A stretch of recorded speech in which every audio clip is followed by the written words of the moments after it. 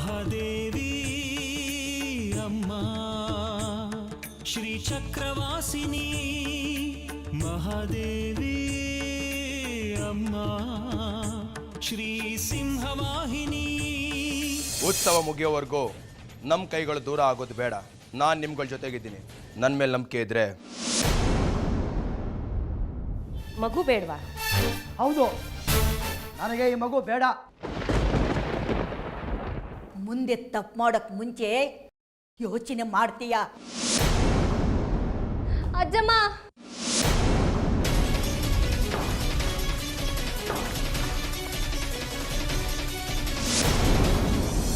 ಇಲ್ಲ ಕಣೆ, ಈಗ ನಿನಗೆ ಸರಿಯಾಗಿ ಬುದ್ಧಿ ಕಲಿಸದೇ ಇದ್ರೆ ಇನ್ಯಾವತ್ತೂ ಬುದ್ಧಿ ಕಲಿಯಲ್ಲ ಕಣೆ ನೀನು. ನಿಮ್ಮ ಊರಿನ ಬುದ್ಧಿ ಹೋಗ್ಬೇಕು ಅಂದ್ರೆ ನಾನು ಬೇರೆ ಥರನೇ ಪಾಠ ಹೇಳಬೇಕು. ಬಾ ನೀನು.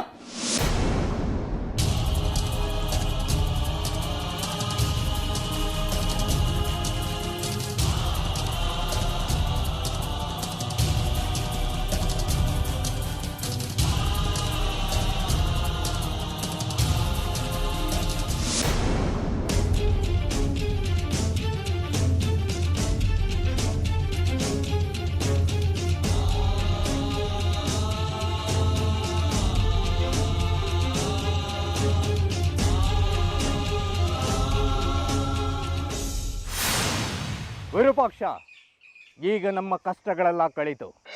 ಗ್ರಹಣ ಬಿಟ್ಟ ಸೂರ್ಯ ಮಂಕುಗಳೆದು ದುಪ್ಪಟ್ಟು ಪ್ರಕಾಶಮಾನವಾಗಿರೋ ಥರ ನಮ್ಮ ಶಕ್ತಿ ಹೆಚ್ಚಾಗಿದೆ. ಈಗ ನಾವು ಮೂವರು ಕಚ್ಚಾಡದೆ ಪೂರ್ತಿಯಿಂದ ಒಟ್ಟಿಗೆ ಕೆಲಸ ಮಾಡಬೇಕು. ಇನ್ನು ಉತ್ಸವಕ್ಕೆ ಉಳಿದಿರೋದು ಬರೀ 8 ದಿವಸ. ಈಗ ನಿನ್ನ ಅಮ್ಮನವ್ರಿಗೆ ಏನು ಮಾಡಬೇಕು ಅಂತಲೂ ತೋಚಲ್ಲ. ಉತ್ಸವದಲ್ಲಿ ಗ್ರಹಣ ಕಾಲ ಕಳೆದ ನಂತರ ಶ್ರೀಚಕ್ರವನ್ನು ಅಪಹರಣ ಮಾಡಿ ಸ್ಥಳಾಂತರಿಸುವ ನಮ್ಮ ತಂತ್ರವನ್ನು ಶ್ರೀಗಳು ಹಾಳು ಮಾಡಿಬಿಟ್ರು. ಗ್ರಹಣದ ನಂತರನೇ ಉತ್ಸವ ಹೊರಡಬೇಕು ಅಂತ ಅಪ್ಪಣೆ ಹೊರಡಿಸಿ ನಮ್ಮ ರೂಪು ರೇಷೆಗಳೆಲ್ಲ ನೆಗೆದು ಬಿದ್ದು ಹೋಯಿತು. ಅದು ಸಾಲ್ದು ಅಂತ ಶ್ರೀಚಕ್ರಕ್ಕೆ ಚೋರ ಕಂಟಕ ಇದೆ ಅಂತ ಹೇಳಿ ಎಲ್ರನ್ನೂ ಎಚ್ಚರಿಸ್ಬಿಟ್ರು. ಜನ ಸುಮ್ಮನಿರ್ದೆ ಆ ವಿಚಾರವನ್ನ ಮೇಲಧಿಕಾರಿಗೆ ತಲುಪಿಸಿ ವಿಶೇಷ ಪೊಲೀಸ್ ಪಡೆನ ಕರೆಸಿದ್ದಾರೆ.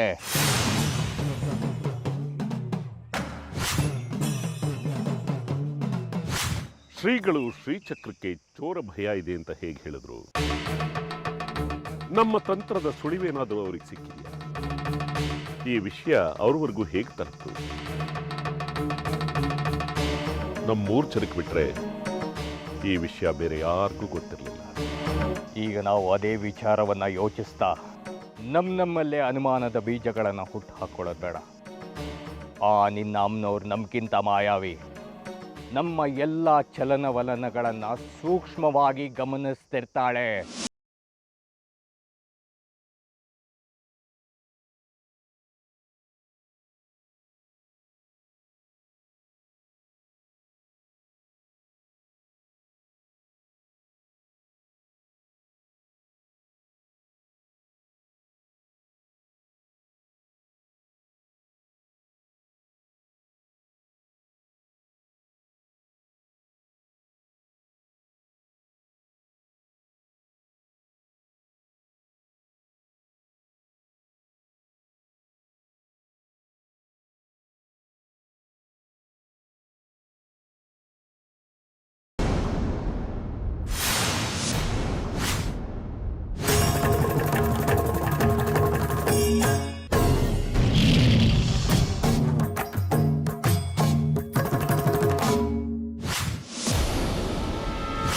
ವಿರೂಪಾಕ್ಷ, ನನ್ನ ಬಾಯಲ್ಲಿ ಸುಳ್ಳು ಹೇಳಿಸ್ತೀಯಾ? ಆ ಶಕ್ತಿ ಇದೆಯಾ ನಿನ್ನಲ್ಲಿ? ಈಗ ಹೇಳ್ತೀನಿ, ನೋಡ್ತಾ ಇರು. ಉತ್ಸವದ ದಿನ ಶ್ರೀಚಕ್ರಕ್ಕೆ ಚೋರ ಕಂಟಕವಿದೆ. ಶ್ರೀಚಕ್ರ ಕಳ್ಳತನವಾಗೋ ಅಪಾಯವಿದೆ.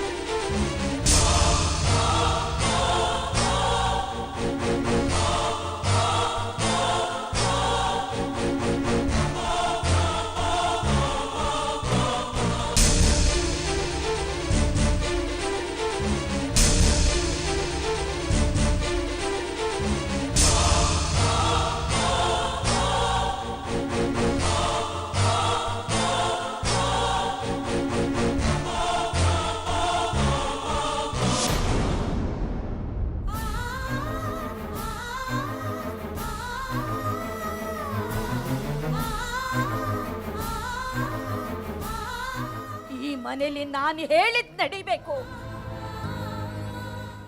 ನೀನು ಸರಿ ದಾರಿಗೆ ಬರ್ಲಿ ಅಂತ ಒಂದು ಶಿಕ್ಷೆ ವಿಧಿಸಿದ್ರೆ ತಪ್ಪಿಸ್ಕೊಳ್ಳಕ್ಕೆ 108 ನಾಟಕ ಆಡ್ತೀಯಾ?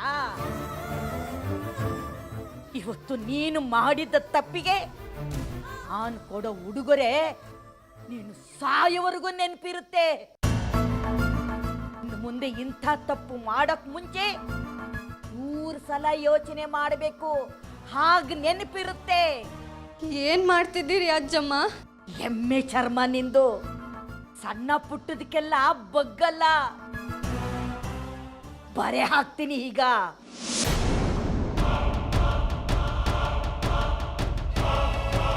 ಆಗ ಜೀವನ ಪೂರ್ತಿ ನೆನಪಿರುತ್ತೆ.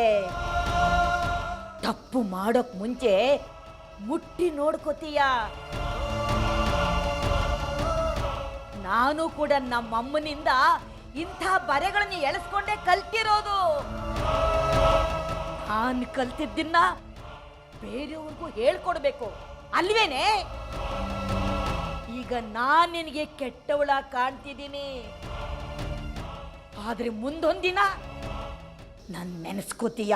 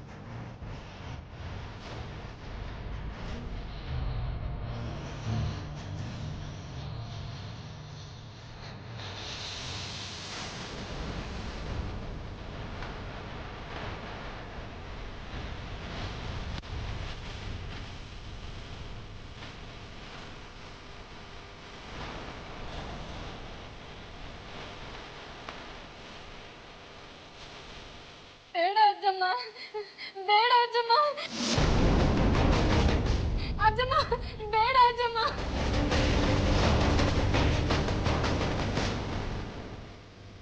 ಅಜ್ಜಮ್ಮ ಬೇಡ ಅಜ್ಜಮ್ಮ, ಅಜ್ಜಮ್ಮ ಇನ್ಮೇಲೆ ಹಂಗೆಲ್ಲ ಮಾಡಲ್ಲ, ಬೇಡ ಅಜ್ಜಮ್ಮ.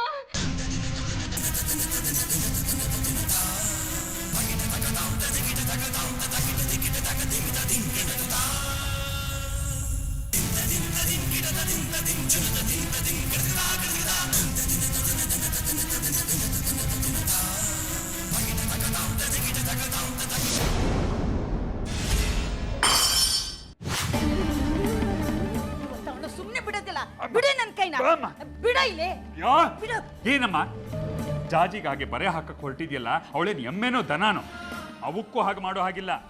ಪ್ರಾಣಿಗಳನ್ನು ಸರಿಯಾಗಿ ನಡೆಸ್ಕೋಬೇಕು. ಪೊಲೀಸ್ನವ್ರಿಗೆ ವಿಷಯ ಗೊತ್ತಾದ್ರೆ ಒಳಗೆ ಹಾಕ್ತಾರೆ. ಅಷ್ಟು ಅಮಾನುಷವಾಗಿ ನಡೆಸ್ಕೊಳ್ಳೋ ಅಂಥದ್ದು ಏನಾಗಿದೆ ಈಗ? ಇವಳನ್ನೇ ಕೇಳು, ಹೇಳ್ತಾಳೆ.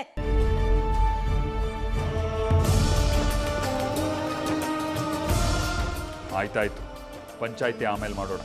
ನಾನು ಬರೋದು ಒಂದು ಕ್ಷಣ ತಡ ಆಗಿದ್ದಿದ್ರೆ ಎಂಥ ಅನಾಹುತ ಆಗಿರೋದು. ಜಾಜಿ, ನೀನು ನಡಿ ಒಳಗೆ.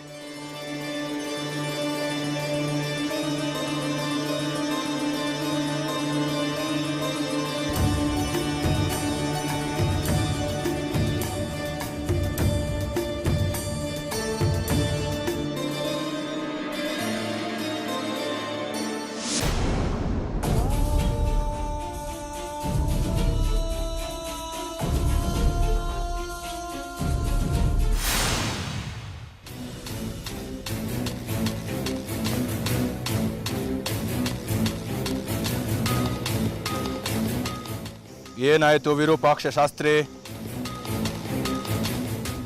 ನನಗೊಂದು ಆತಂಕ ಶುರುವಾಗಿದೆ ಕಾಲರುದ್ರ ಸಿದ್ದೇಶ್ವರ ಕಡ್ಕಿ. ಏನದು ಆತಂಕ? ನಮ್ಮ ಸಾಧನೆಗೆ, ನಮ್ಮ ಆಕಾಂಕ್ಷೆಗಳನ್ನು ಪೂರೈಸಿಕೊಳ್ಳೋದಕ್ಕೆ ನಮಗುಳಿದಿರೋದು ಇನ್ನು 8 ದಿವಸ. ಕಡೆಗಳಿಗೆನಲ್ಲಿ ಅಮ್ಮನವರು ಅಡೆತಡೆ ಒಡ್ಡೋ ಸಾಧ್ಯತೆಗಳಿದೆ. ಉತ್ಸವದ ದಿನ ಅಂದರೆ ಶ್ರೀಚಕ್ರ ಉದ್ಭವವಾಗೋ ದಿನ ಬೆಳಿಗ್ಗೆ 11ರ ನಂತರ 5 ಗಂಟೆ ಒಳಗಡೆ ನಮ್ಮ ಕಾರ್ಯ ಸಾಧನೆಯನ್ನು ಮಾಡ್ಕೋಬೇಕು. ಶ್ರೀಚಕ್ರ ಸ್ವಾಧೀನ ಆದ ಮೇಲೂ ಕೂಡ ಶ್ರೀಚಕ್ರದ ಸಿದ್ಧಿ ನಮಗೆ ದಕ್ಕದೇ ಇರೋ ಹಾಗೆ ಅಮ್ಮನವರು ನಮ್ಮ ಕೈಯನ್ನು ಕಟ್ಟಾಕೋದಿಲ್ಲ ಅಂತ ಏನು ಭರವಸೆ? ಹೌದು ವಿರೂಪಾಕ್ಷ, ಆ ಭಯ ನನಗೂ ಇದೆ. ಕೊನೆ ಗಳಿಗೆಯಲ್ಲಿ ಏನು ಬೇಕಾದರೂ ಮಾಡೋ ಅಂಥ ಯುಕ್ತಿ ಆ ನಿನ್ನ ಅಮ್ಮನವ್ರಿಗಿದೆ. ಹಾಗಾದ್ರೆ ಅದಕ್ಕೂ ಈಗಲೇ ನಾವು ತಂತ್ರ ರೂಪಿಸ್ಬೇಕು. ಅದಕ್ಕೆ ವ್ಯವಸ್ಥೆ ನಾನು ಮಾಡ್ತೀನಿ. ಏನಾದ್ರೂ ವ್ಯವಸ್ಥೆ ಆಗಲಿ, ಆದ್ರೆ ಈ ಬಾರಿ ನಮ್ಮ ತಂತ್ರ ಗಟ್ಟಿಯಾಗಿರ್ಬೇಕು. ಯಾವುದೇ ಕಾರಣಕ್ಕೂ ಅಮ್ಮನವರು ಅದರಿಂದ ಬಚಾವಾಗಬಾರ್ದು.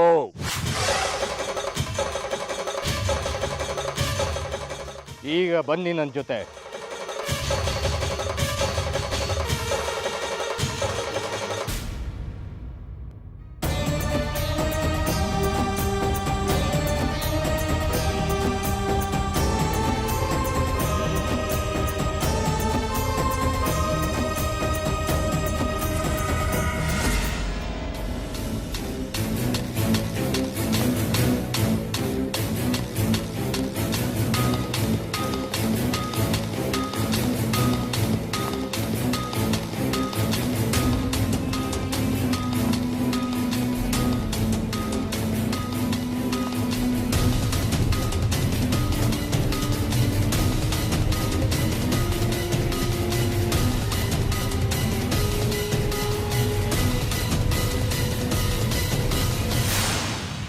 ಸುಂದರಿನ ಕಳ್ಕೊಂಡ ದುಃಖದಲ್ಲಿ ನಾವು ಊರೇ ಬಿಟ್ಟು ಹೊರಟಿದ್ವಿ.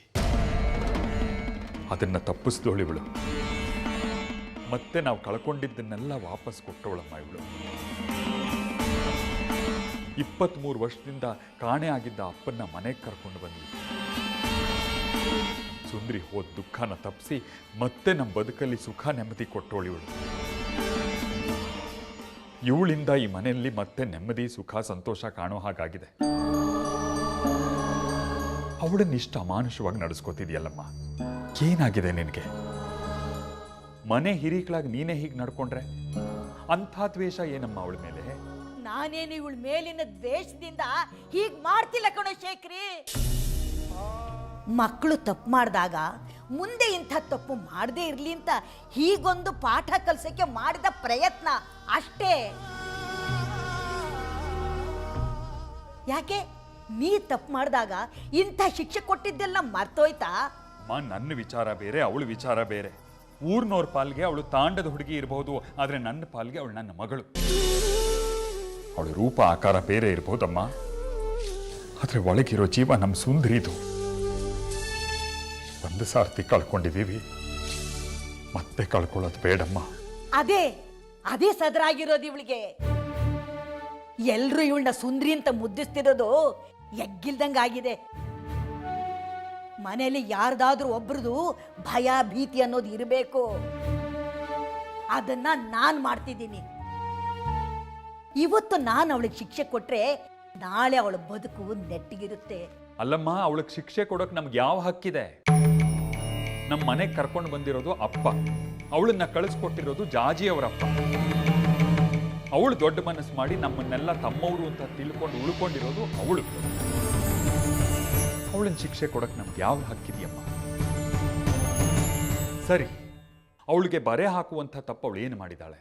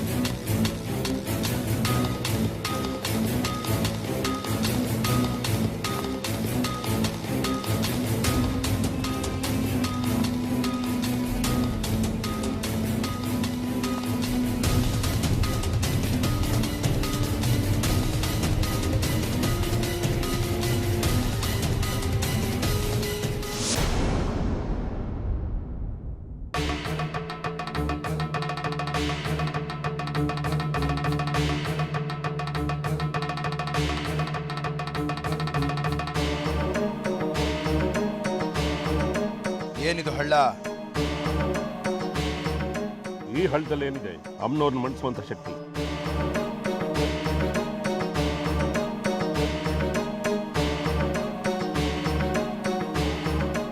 ಅಮ್ಮನವ್ರು ನಮ್ಮನ್ನ ಕಟ್ ಹಾಕೋಕ್ ಮುಂಚೆ ನಾವೇ ಅಮ್ಮನವ್ರನ್ನ ಕಟ್ ಹಾಕೋಕೆ ಈ ಹಳ್ಳ.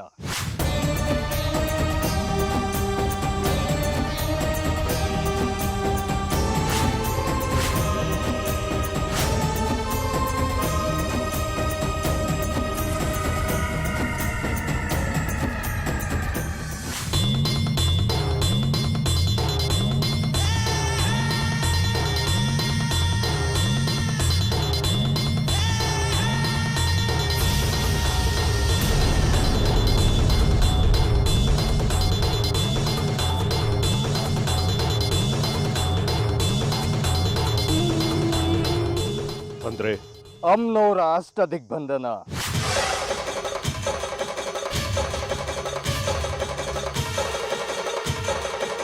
ಹಿಂದೆನೇ ಇದನ್ನು ಮಾಡಿದ್ದಾಗಿತ್ತಲ್ಲ. ಆದ್ರೆ ಇದು ಬೇರೆನೇ ರೀತಿದು.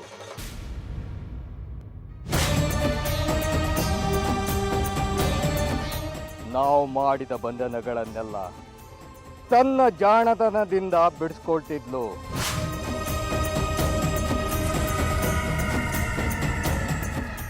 ಆದ್ರೆ ನಾನೀಗ ಪ್ರಯೋಗಿಸೋ ದಿಗ್ಬಂಧನದಿಂದ ತಪ್ಪಿಕೊಳ್ಳೋದಕ್ಕೆ ಸಾಧ್ಯನೇ ಇಲ್ಲ.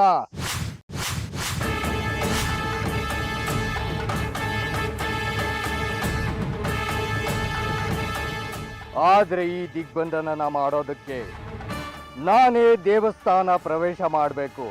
ಈಗ ದೇವಸ್ಥಾನದ ಮೂಲೆ ಮೂಲೆಗಳಲ್ಲೂ ಭಕ್ತಾದಿಗಳು ತುಂಬಿ ತುಳುಕ್ತಾ ಇರ್ತಾರೆ.